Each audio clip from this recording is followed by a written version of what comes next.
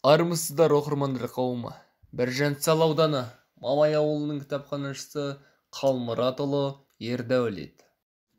Ескен Елубаев 1942 жылы 18 ақпанда Жамбыл облысы Қордай ауданындағы Отар станциясында дүниеге келген.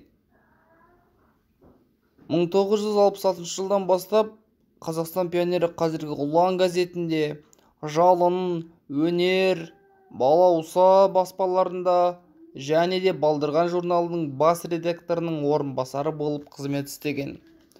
Ең алғашқы өлеңі 1958 жылы Республикалық Ара журналында жарияланды. Негізінде балаларға арнап жазады. 40-тан астам кітаптары қазақ және орыс тілдерінде жарық көрген. Балабек, Асар пьесалары республиканың көптеген театрларында қойылып келеді. Саған күш керек пе? Кинофильм авторының пьесасы бойынша түсірілген.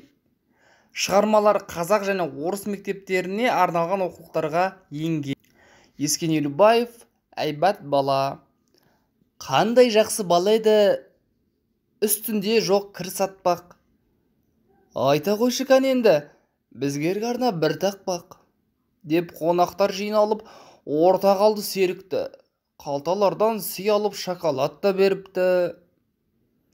Қойып толар құрмақтап, жаттамапты бір тақпақ.